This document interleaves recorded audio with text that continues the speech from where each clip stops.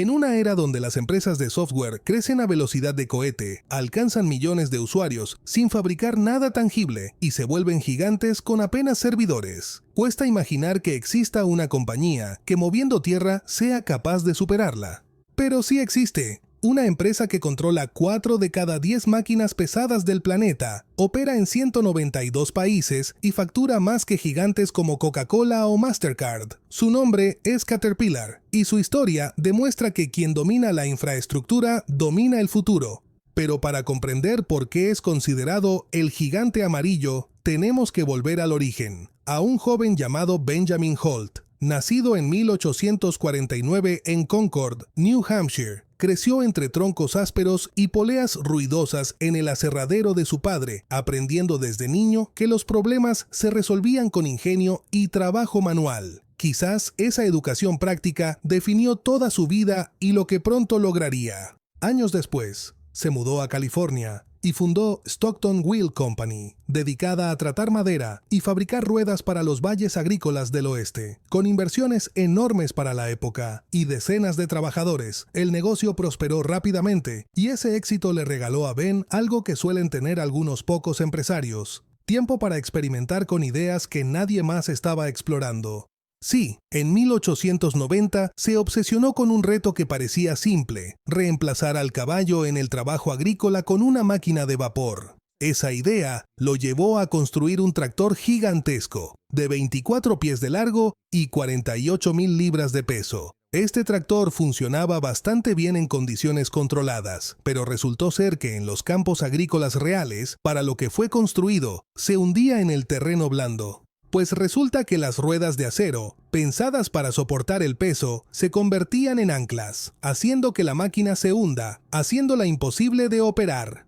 Pero lejos de abandonar el sueño, Holt entendió que el problema no era el peso en sí, sino su distribución. Y tras años de pruebas costosas y mucha frustración, en 1904 reemplazó las ruedas por orugas continuas que repartían la carga, permitiendo que la máquina flotara sobre la tierra. Vaya ingenio para esa época. Y la historia se volvió aún más interesante. En 1905, durante una demostración pública, el fotógrafo de la empresa, Charles Clements, notó que las orugas avanzaban de forma rítmica, casi viva, y murmuró sorprendido que la máquina se movía como una auténtica Caterpillar, que en inglés significa oruga, una palabra sencilla. Pero cuando Holt la escuchó, supo de inmediato que tenía ante sí un nombre con identidad, un nombre que cambiaría la industria para siempre. Así, en 1909 salió de fábrica el primer modelo comercial Caterpillar, y en 1910 la marca quedó oficialmente registrada. Este primer modelo, denominado Caterpillar Model 60, costaba nada más y nada menos que $5,500, una fortuna para la época, pero aún así resultó ser mucho más rentable que depender de caballos que se enfermaban y requerían alimentación constante. Sí, suena cruel el comentario, pero en un mundo industrial, la rentabilidad se antepone a cualquier otra consideración. Más adelante llegó la Primera Guerra Mundial, y con ella ocurrió algo inesperado. La demanda se disparó como nunca antes. Pero déjanos explicarte por qué. Resulta que los tractores de Holt, gracias a su sistema de oruga, que para ese entonces era toda una novedad, podían avanzar por el barro, cruzar terrenos destruidos y arrastrar artillería y suministros sin atorarse. Algo que ningún otro vehículo de la época lograba hacer. Un momento de crisis que, paradójicamente, terminó beneficiando a Holt. Y como dato curioso, este mismo desempeño inspiraría más adelante el concepto del tanque de guerra. Pero eso es tema de otra historia. Lo irónico vino después, cuando cualquiera pensaría que la guerra sería un problema para una empresa que apenas está emergiendo, ocurrió justo lo contrario. El verdadero problema fue el final de la guerra. Cuando llegó la paz, Holt, que se había entusiasmado fabricando máquinas enormes pensadas para el esfuerzo militar, quedó atrapado produciendo equipos gigantes, mientras que su público original, los agricultores, necesitaban máquinas más pequeñas y más prácticas. Pero eso no fue lo peor. Las cosas aún podían complicarse más, y vaya que lo hicieron. Porque desde las sombras apareció un rival, C.L. Best. Él era hijo de un antiguo competidor de Holt, cuyo negocio había terminado absorbido entre disputas legales con la misma compañía. Best conocía el mundo agrícola de cerca, muchísimo más que Holt, y aprovechó el descuido de su rival, que seguía obsesionado con la maquinaria militar. Best se dedicó a algo tan simple como estratégico: visitar granjas y diseñar tractores prácticos y fáciles de mantener. Y así, mientras Holt se desconectaba cada vez más de su mercado, Best crecía sin parar. Todo esto mientras ambas empresas se consumían en interminables disputas legales que drenaban sus fortunas, al menos hasta la muerte de Benjamin Holt en 1920, un golpe que dejó a la empresa endeudada y finalmente bajo control bancario. Fue entonces cuando apareció Thomas A. Baxter, el hombre enviado por los acreedores con una misión muy clara: poner orden en el caos y salvar lo que aún se podía salvar. Pero Baxter no era un cualquiera. Era un administrador financiero formado en la costa este, acostumbrado a entrar en empresas al borde del colapso para revisar cuentas y replantear estructuras completas. Su especialidad era, literalmente, rescatar compañías que estaban quebradas. Aunque no pertenecía al mundo agrícola ni al de la maquinaria pesada, Baxter tenía algo que la empresa de Holt necesitaba con urgencia: una mirada fría, capaz de tomar decisiones que la familia Holt ya no quería asumir. Y así fue. Lo primero que hizo Thomas fue tomar decisiones duras pero necesarias. Recortó líneas de productos inviables, dejó atrás maquinaria que ya no tenía sentido y apostó por equipos más pequeños, más y más accesibles. Pero además hizo algo que muy pocos estaban viendo en ese momento: prestó atención al contexto nacional. Verás, el gobierno federal estaba a punto de invertir $1,000 millones, equivalentes a decenas de miles de millones hoy, en la construcción masiva de carreteras bajo el Federal Highway Act de 1921. Para Thomas, el mensaje era clarísimo: el futuro no estaba únicamente en el campo. El gran salto de la industria vendría de la infraestructura, de las obras civiles, de los caminos que conectarían a un país entero. Continuar la guerra comercial y legal con Best era simplemente inútil. Ambas compañías estaban gastando fortunas en pleitos que no llevaban a nada. Así que Thomas propuso algo radical para la época. Una idea que muchos habrían considerado impensable: fusionarse. Y así, en 1925, Holt Manufacturing y C.L. Best Gas Traction se unieron para formar Caterpillar Tractor Company. Para 1931 dieron otro paso estratégico. Abandonaron el gris industrial tradicional y adoptaron un amarillo de altísima visibilidad, un color que hacía imposible perder de vista sus máquinas en las obras viales, y que con el tiempo se convertiría en un símbolo global, reconocido desde kilómetros de distancia.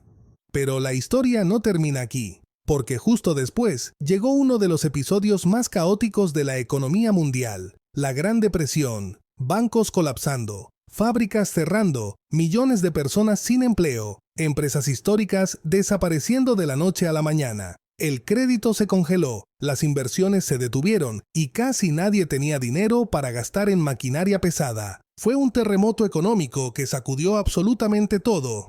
Entre 1930 y 1932, Caterpillar sintió el golpe con toda la fuerza. Sus ventas pasaron de $45 millones a apenas $1.600.000. Y para que entiendas mejor lo que representó esa caída, no se trató solo de vender menos, sino de perder cerca del 96% de los ingresos en 2 años, algo que para cualquier empresa normal hubiera significado la quiebra inmediata. Pero en vez de frenar, Caterpillar hizo lo contrario: aceleró la innovación. ¿Por qué? Porque si el mercado se estaba achicando, solo sobrevivirían las empresas capaces de ofrecer algo realmente superior, máquinas más eficientes y más útiles para el nuevo mundo que se venía. Bajo esa idea, lanzaron una de sus creaciones más importantes: el Auto Patrol. Fue el primer motonivelador diseñado como máquina completa y no como un accesorio improvisado sobre un tractor. Este servía para nivelar terrenos, perfilar carreteras, mantener caminos rurales y preparar bases para pavimentación. Justamente, el tipo de proyectos que seguirían creciendo incluso en tiempos difíciles, porque los gobiernos apostaban por la infraestructura como forma de reactivar la economía. Ese mismo periodo vio nacer un avance aún más decisivo, el prototipo del motor diésel de 9900. Más potente, más eficiente y diseñado específicamente para trabajo duro. Esto no solo marcó un cambio tecnológico, dio origen a toda una división de motores capaz de alimentar generadores, barcos, máquinas industriales y futuros modelos Caterpillar, y ese enfoque se volvió un pilar que los posicionó cada vez más alto, incluso en medio de la tormenta económica más grande del siglo. El siglo avanzó y Caterpillar se volvió el protagonista de las grandes obras que cambiaron países enteros. Sus máquinas trabajaron en el Golden Gate, en la represa Hoover, en el sistema interestatal de autopistas de Estados Unidos, en el acueducto de Los Ángeles, en la carretera de Bagdad y en la ampliación del Canal de Panamá.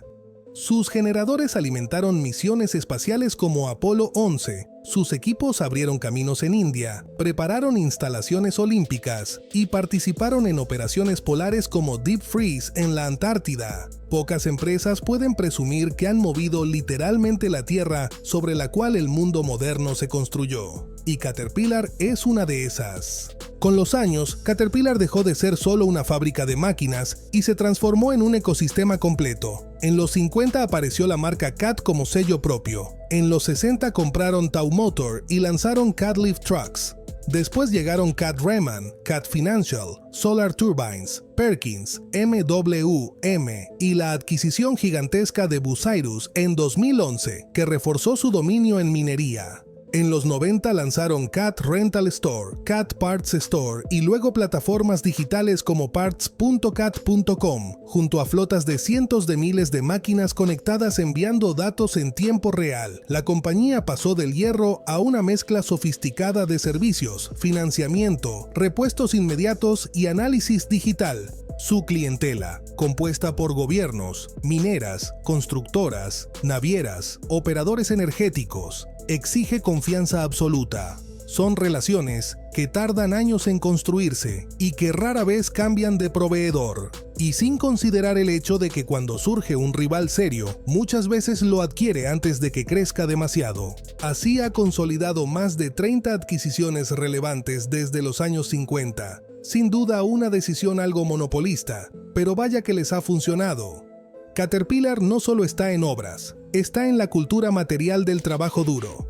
Un siglo después de la fusión, Caterpillar vale más de 150.000 millones de dólares, domina casi el 40% del mercado global de maquinaria pesada y mantiene más de 850.000 activos conectados. Caterpillar ha sobrevivido a guerras, crisis, huelgas, transformaciones tecnológicas e incluso revoluciones culturales. Y aún así, cada amanecer hay una máquina amarilla encendiéndose en algún lugar remoto donde el teléfono no tiene señal. En una época que idolatra lo inmediato y digital, Caterpillar representa lo contrario: paciencia e infraestructura. No es la empresa que ves en tu pantalla, es la que hace posible la pantalla.